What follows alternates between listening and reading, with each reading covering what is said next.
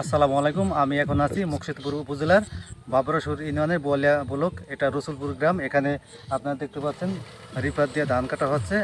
আর এই রিপার দিয়ে কীভাবে ধান কাটে এবং কত খরচ হয় আজকে আমি আপনাদের দেখাবো। আপনারা আমার সাথে থাকুন।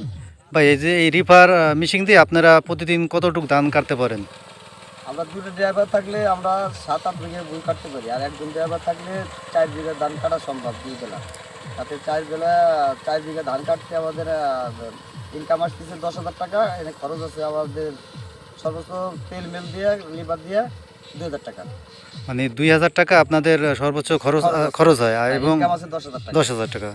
আচ্ছা, এই যে বৃষ্টিতে তো মনে হয় একটু সমস্যা হয় ধান কাটতে নাকি? বৃষ্টিতে একটু সমস্যা হয়, একটু কাদা বা পানি হইলে গাড়ি খুব কম হাঁটে, মানে হাঁটেই না করে চলে, কিন্তু শুকনো বই হলে ভালো কাটা যায়। আর এই মেশিন তো মনে হয় ভর্তুকিতে কিনছেন মুর্শিদপুর উপজেলা থেকে? কৃষি অফিস থেকে আমাদের বরগুতি হিসেবে দিছে। 22-23 সালে। হ্যাঁ, 22-23 সালে।